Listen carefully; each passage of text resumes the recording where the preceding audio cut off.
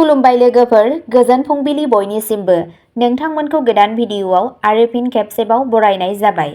आं दिनै नोंथांमोननि सिगाङाव 10 आघोन 1433 मायथाइ एबा 26 नभेम्बर 2024 मायथाइनि सानसेनि फानजामुथिखौ फरायथिनो लादों। आसा खालामो नोंथांमोना भिडिअखौ नायना मोजां मोनगोन। गिबियावनो दङ मेष राशि। दिनैनि साना नोंथांनि थाखाय खामानिफोरखौ फोजोबनायाव गियान दिन्थिनायनि सान जागोन। जायखिजाया खामानिखौ मावफुंनो थाखाय नोंथाङा बांसिन नाजानांगोन। बेनिखाय नोंथाङा साहस दिन्थिनांगोन आरो दावगालांनांगोन। खामानिनि जायगायाव नोंथाङा रोंगौथि गोनां सुबुंफोरनिफ्राय आबुं हेफाजाब मोनगोन। नोंथांनि न'आव सासे गोदान आलासि फैनो हागौ। जुदि नोंथांनि खुदियाया माबाफोर आनजाद होदोंब्ला फिथाइया फैनो हागौ। नोंथांनि दावगानायनि लामायाव थानाय हेंथाफोरखौ बोखारनाय जागोन। वृषभ राशि। दिनैनि साना नोंथांनि थाखाय मोनसे गोहो गोनां सान जानो थांगासिनो दं।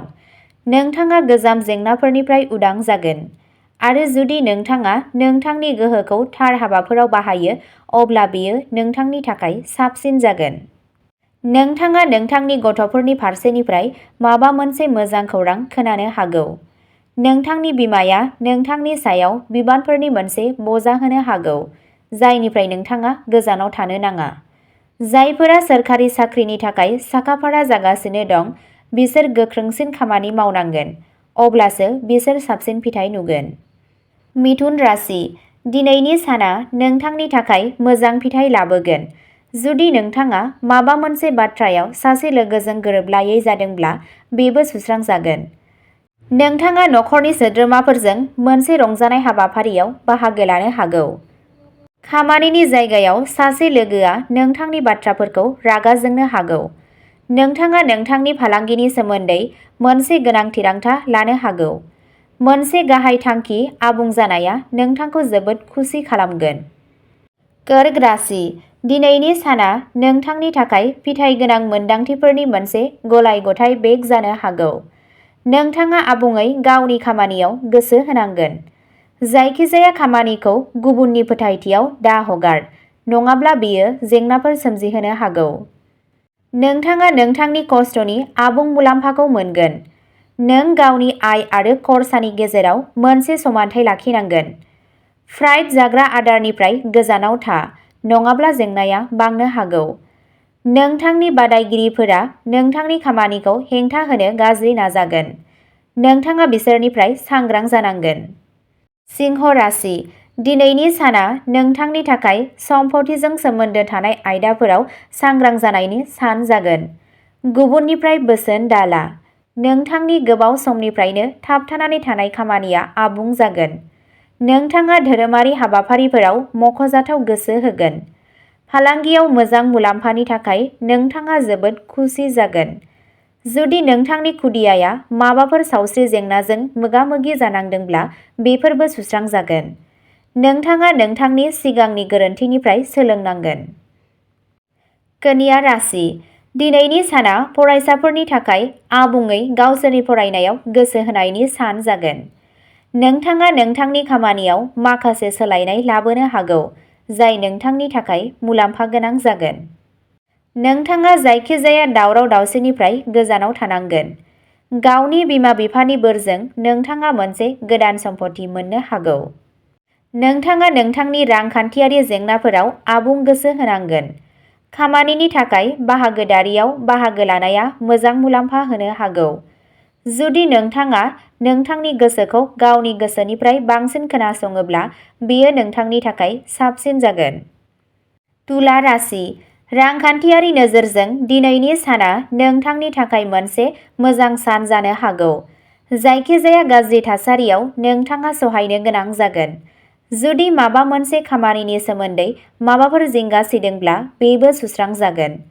नोंथाङा नोंथांनि गोसो गोनां आखुनि थाखाय जेंनायाव गोग्लैनो हागौ। मार्केटिंजों लोब्बा थानाय सुबुंफोरा जायखिजाया रां थिसननायखौ जोबोद साननानै खालामनांगौ। नोंथांनि हाबाफोरखौ गाबोनसिम दोनथ'नाङा, नङाब्ला नोंथाङा बेफोरखौ फोजोबनायाव जेंनाजों मोगा-मोगि जानांगोन। वृश्चिक राशि।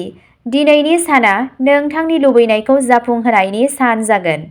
जुदि नोंथाङा बबेबा खामानियाव माबाफोर गोनो गोथोजों मोगा-मोगि जागासिनो दंमोन, अब्ला बेबो सुस्रांजागोन। जुदि नोंथाङा आबेगजों सालायजानाय मोनसे थिरांथा लायो, अब्ला नोंथाङा उनाव फिथायफोरजों मोगा-मोगि जानो हागौ। नोंथाङा बबेबा फालांगियारि आयदाजों सोमोन्दो गोनां दावबायनायाव थांनो हागौ। नों जोबोद सांग्रां जानानै गारि सालायनांगोन। जुदि नखरनि सासे सोद्रोमाजों सावस्रि जेंना जादोंब्ला बेखौ स्लाइड दाखालाम। सासे लोगोआ नोंथांनि बेरेखायै फाव फान्दायनो हागौ।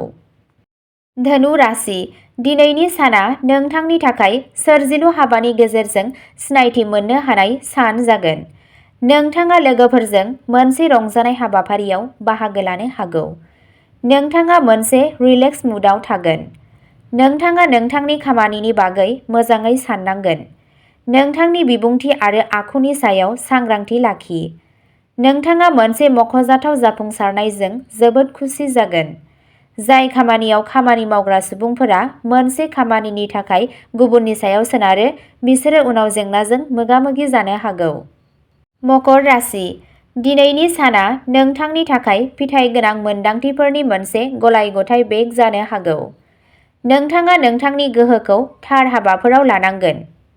नोंथांनि सानफ्रोमबोनि हाबा-हुखाफोरा बाङाइ जालांनाया नोंथांखौ माखासे जेंनानि जाहोन जानो हागौ।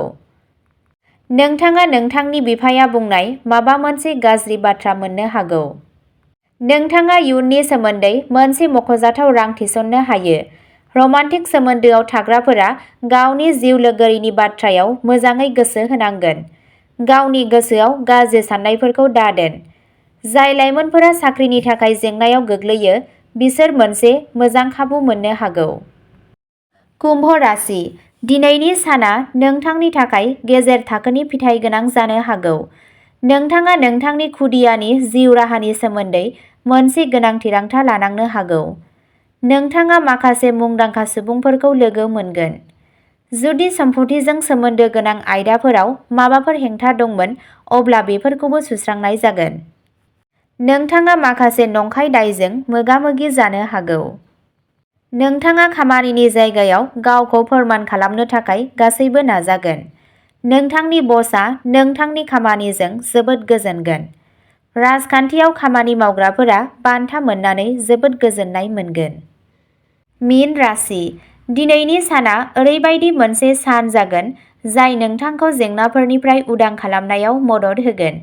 जाय नोंथाङा गावनि समखौ मोजाङै बाहायनांगोन।